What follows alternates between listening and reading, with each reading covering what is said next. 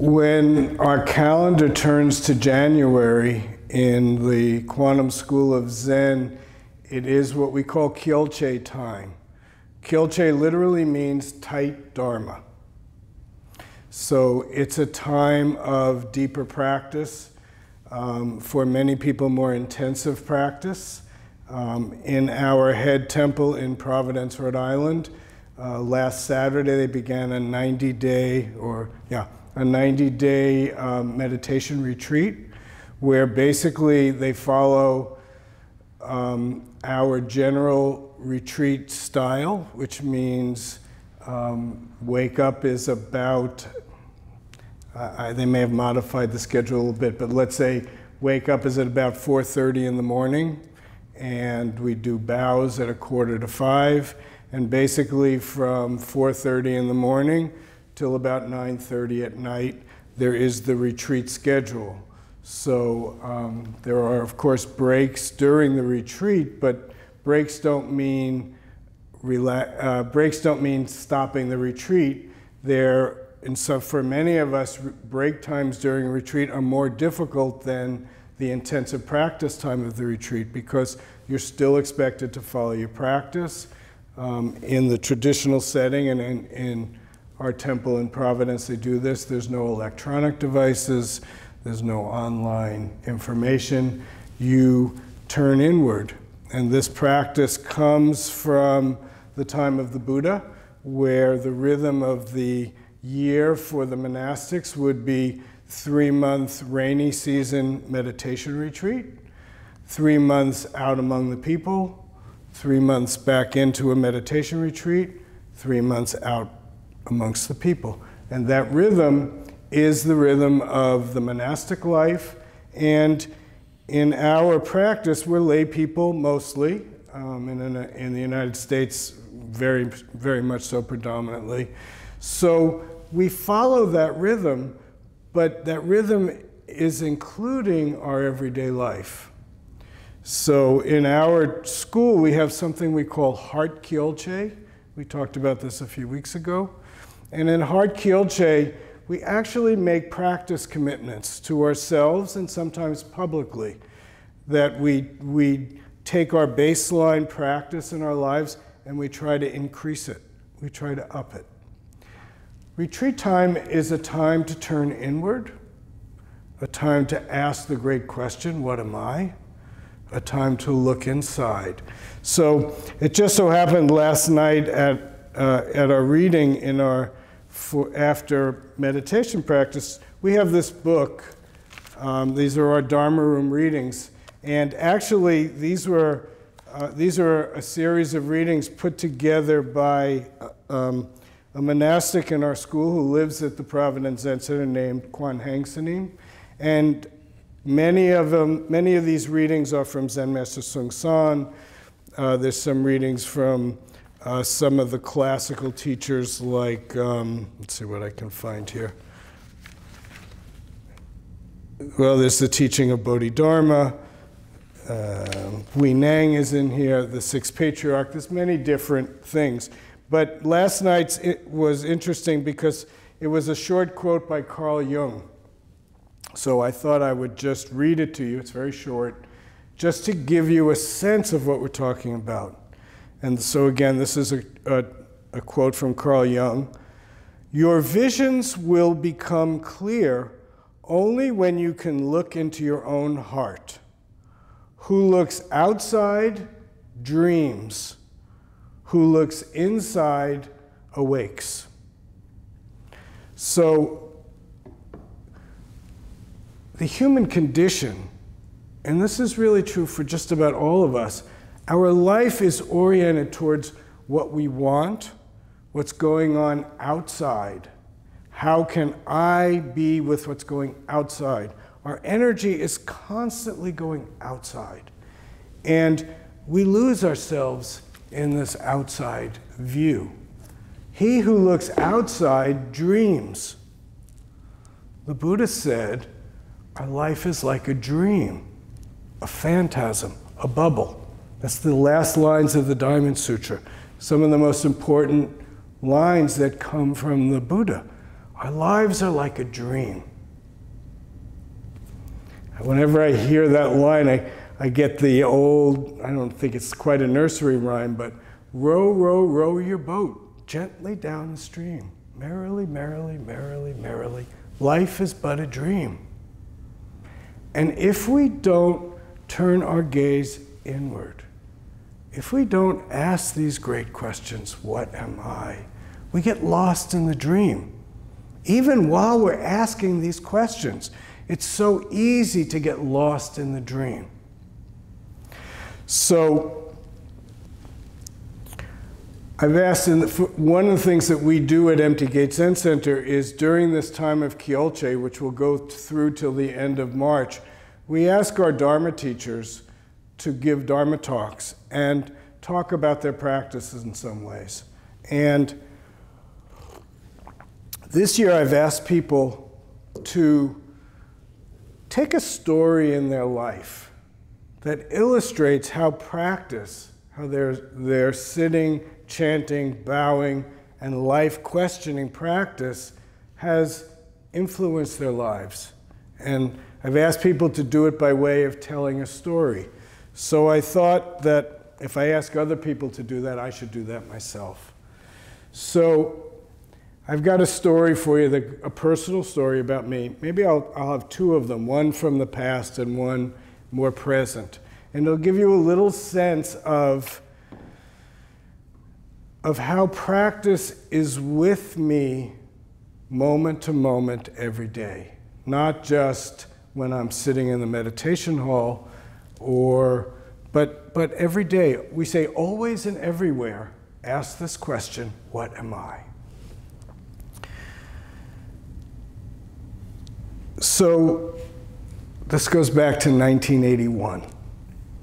And at that time, I was living at Empty Gate Zen Center. We had a Zen Center over across on the other side of campus on Arch Street. And I was living at the Zen Center. I lived there for about almost 6 years. And I also had a girlfriend. And we had been together I guess about 6 years at that point, and things were going really badly. And I wasn't responding well at all. I was losing it. I was very upset. I was in a very weak position. I say that looking backwards. Tearful a lot, really in a way pleading for this relationship to work. And I was pretty miserable.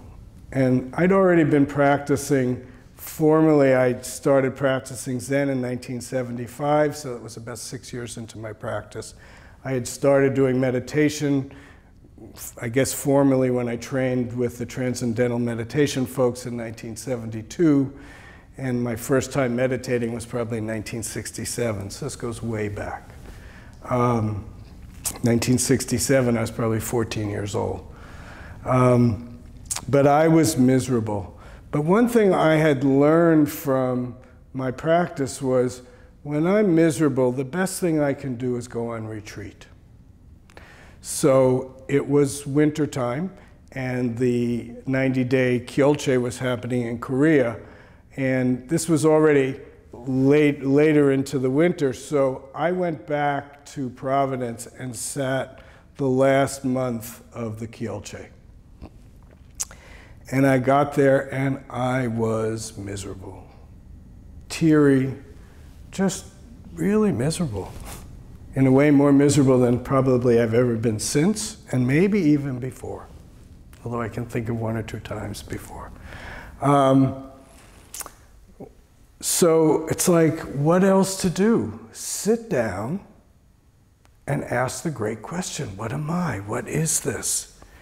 And the retreat for me, I was there for 27 days, and there were like 2 parts of the retreat. The first part was probably the first, I used to know exactly, but I'd have to say 8 to 10 days of the retreat. Misery, crying, just struggling to stay with myself, struggling to actually be present. And day after day after day, just sitting with the pain, crying some, not crying, crying some, not crying. And then, at about the 8th day, something shifted. I got something about what was wrong with me. A lot of it was this looking outside, wanting something. And now I'm going to talk about it as I understood it. Honestly, I don't know what happened. But as I understood it, I got something very important. And that was that I was giving my life away. I was giving my power away to somebody else. I was letting somebody else determine how I was, what my experience of my life was. And I didn't just understand it. It was like a switch turned, and I got it. The rest of the retreat, all of that misery lifted. The rest of the retreat was much more balanced, much more, what am I? Just staying with the practice, going through a lot of different things, tracing, spent a lot of time dealing with death, a lot of different things. But the remarkable part was that it was so different that I got it, not intellectually, but viscerally. And by the end of the retreat, I knew that I want to say this right, I guess at that point I just knew I had to end this relationship. I had to free myself from being bound to somebody else and go forward. And the irony, of course, there's always irony in these kinds of stories. When I got home, I did just that. And she said to me, she said, maybe we should try again. And I said, that's fine with me. I never wanted to end this, but it's going to be different. We're married now. We've been together for 40 some odd years. But not only did I need to discover it, but she needed for me to discover it. It changed everything. So the content of the story isn't that important. What's important is that if you give I found, and it's not failed me yet, if I give myself to practice, if I let go, if I turn inward, ask the question, what am I? And look. You know, our practice is so simple. We teach, bring your energy down to your lower abdomen. Drop down to what, as I understand in Korea, they call the tanjen, your energy garden. Let your energy drop. Slowly on your inhalation, your belly rises, and slowly on your exhalation, your belly falls. And you experience that directly. It's not a thought, it's not an idea, it's direct experience. Just the very simple rising and falling of your lower abdomen. Zen Master Soeng-san, most all of you here have heard me talk, you know this story. He used to poke us right here with his stick. And he'd say, make your center stronger, stronger, stronger. And what he was telling us was not to be rigid and tight, but to be open and grounded in our center. That picture on that wall is a picture of Bodhidharma. And in Japan, they have these Bodhidharma dolls. And they're wood carvings of that kind of face, and they have a rounded bottom. So when you knock it over, it comes right back up. When I was a kid, I had a punching bag like that. It was Casper the ghost. And I'd punch Casper, and he had sand on the bottom. He'd fall down, and he'd pop back up. That's what we mean when we say a strong center. It's not a tight place that we're holding on tightly to everything. We're flexible. We move with life, but we get back up. We experience our experience. We have the stability to be alive and present right now. Not some dream of an idea of how I should be, but what is it right now? We ask this question, what am I? And fundamentally, we don't know. We all have a story. We all have this fantasy, this idea, I am. Paul said in my introduction, not only am I a Zen teacher, but I'm a psychotherapist. I am a psychotherapist. But what is that? That's an idea, that's a name. When I'm actually sitting face to face with someone, I'm not that name. I'm alive and responsive and present in the moment. But the problem for us humans is that we stay in the dream and we stay in the story, and we're afraid to actually be in the life that we have. Some other life is going to be much better. Yeah, I'm friends with you, but there's always somebody else who will be a better friend because that will make me a better person. All these ideas. We get lost in the dream of our concepts, our beliefs, and our ideas. So we sit down and we ask the great question, what am I? And then we watch, and then we experience.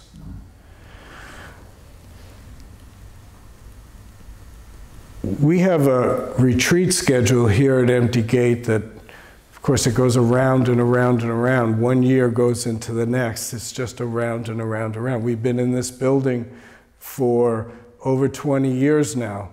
I've been at Empty Gate Zen Center since 1979. So what is that? Almost 40 years. And in some ways, the schedule is the same.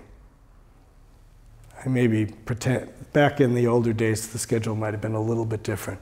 But basically, we have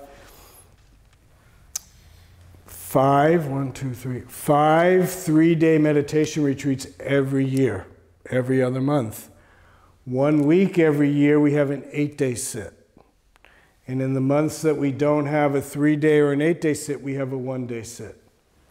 We have practice here every morning. We have evening practice 4 nights a week in this room. The rhythm of the practice goes on and on and on. In some ways, appropriately, we're kind of loose. We allow people to do parts of retreats. In many ways, my view is, since I do fundamentally believe more practice is better than less practice.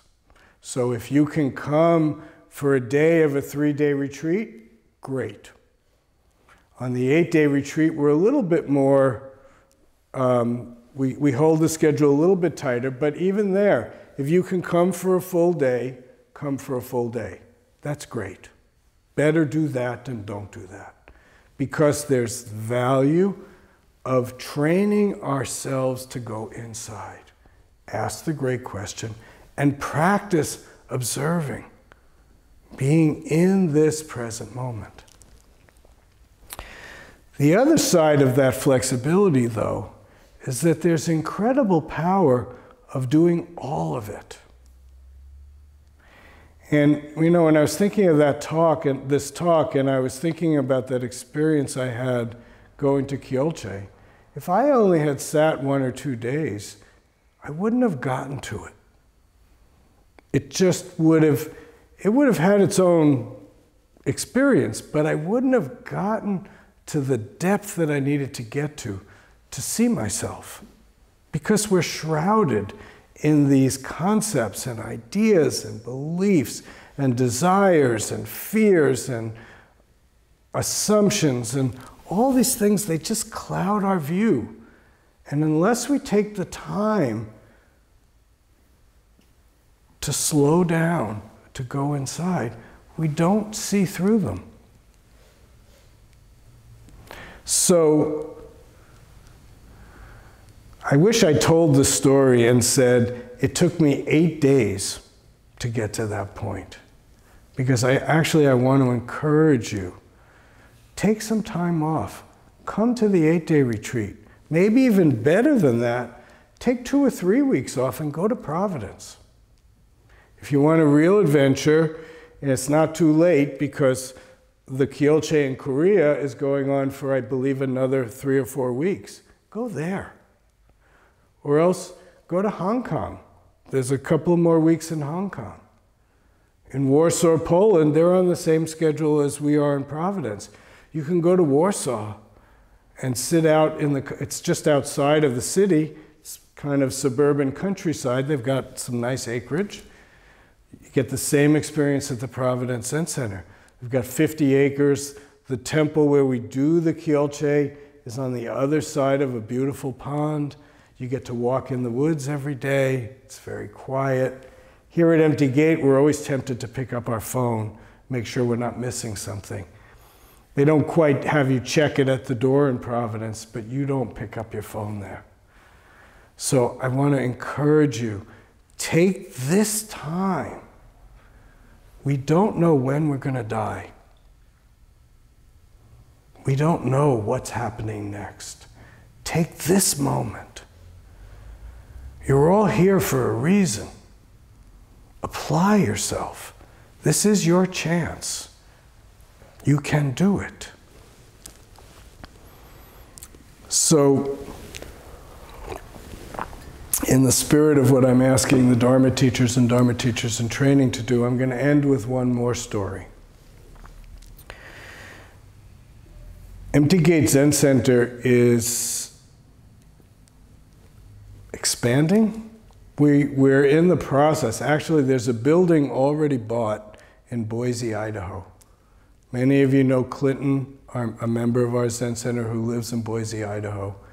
He has a lot of energy and desire to start a Zen Center. He actually already has. There's weekly sitting, and I think they do 4 mornings a week. There's weekly sitting. I go there twice a year. Jason Quinn, Jito Popesanim, also a teacher here at Empty Gate, he goes there twice a year. We've made a commitment to establish a practice place in Boise.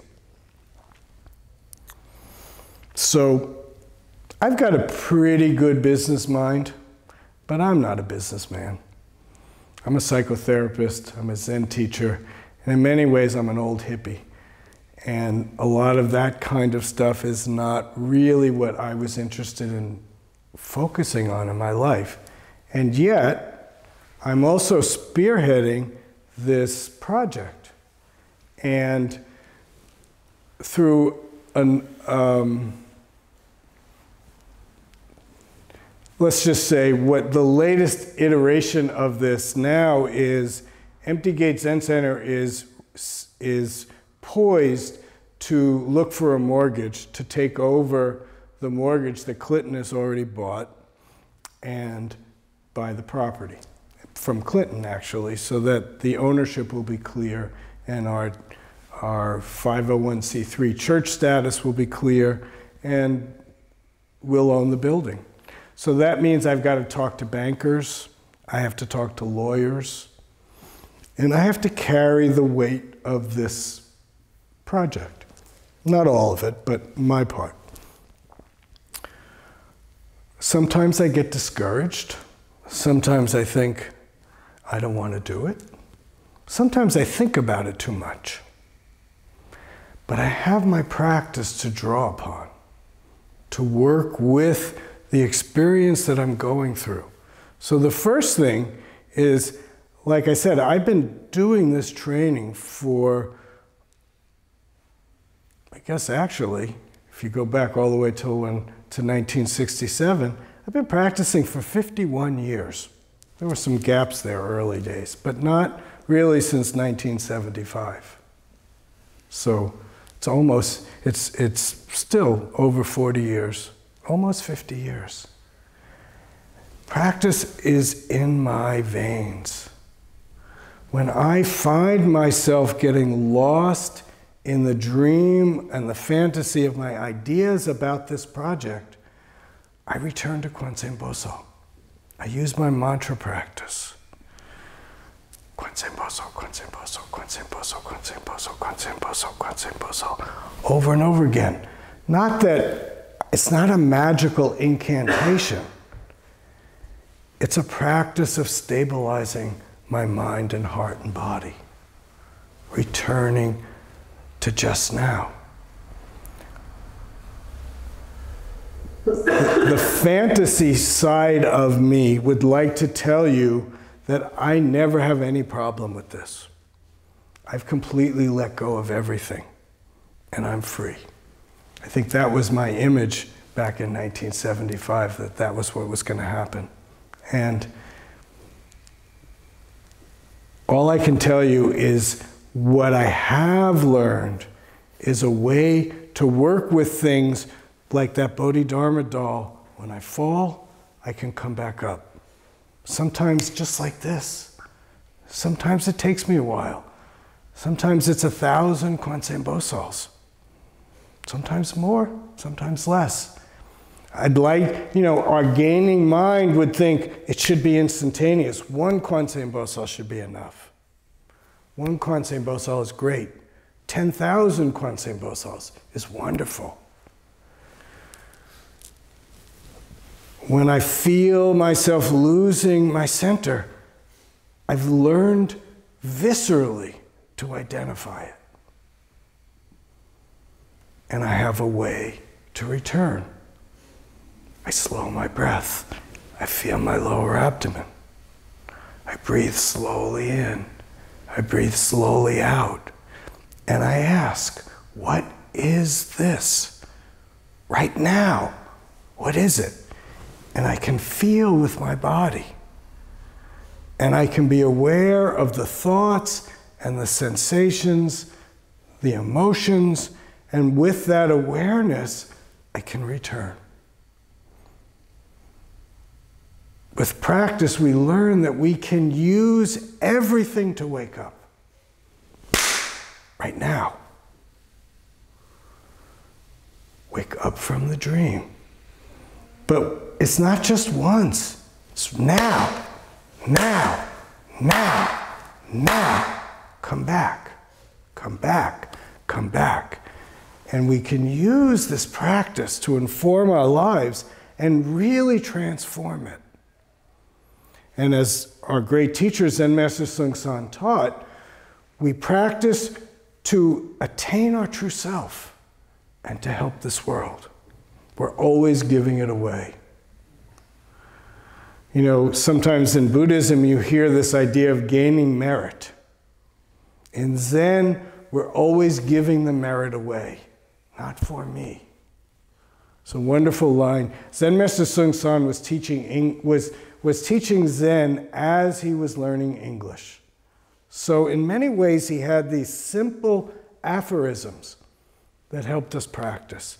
And one that really stuck with me, and you can quibble about this, but just take it in before you think. He said, "For me, suffering appears.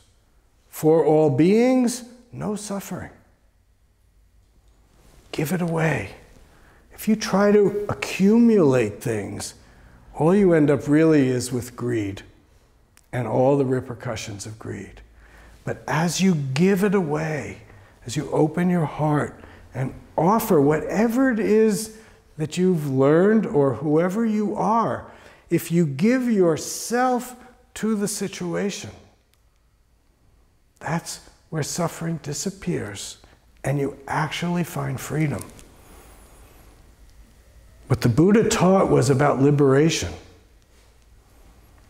But it's not a fantasy idea of liberation. It's in this moment, how can I do it? In this moment, what does freedom mean? In this moment, how can I express the gift of my experience and offer it to others. And that's world changing. I always say, if you want world peace, don't look to anybody else. What are you doing right now? What are you contributing to the peace in the world? And as we contribute, it changes the world. Yeah, maybe now some of us are very disappointed. It feels like the world is moving backwards. Maybe.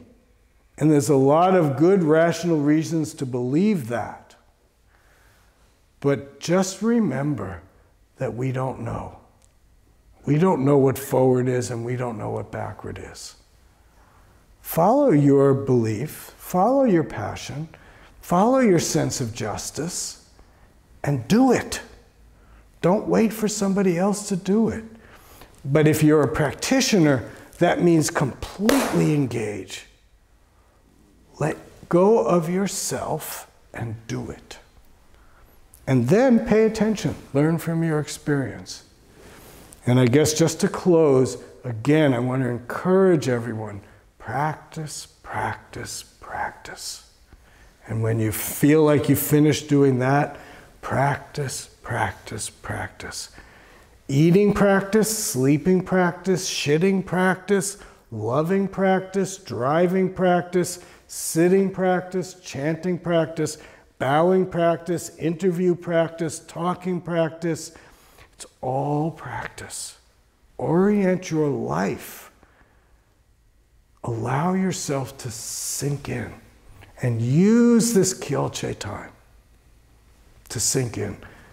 So we have a retreat at the last weekend of this month. I guess it's the 25th. Jason Quinn will be leading it, a 3-day retreat. We've got our 8-day retreat beginning on the last Friday of February. I believe it's the 23rd or the 24th. That's a shorter bracket around a 3-month practice period. Use that month. What am I? Get comfortable with don't know. Best thing you can do. Get comfortable with not knowing. If you're comfortable with not knowing, you're open and alive.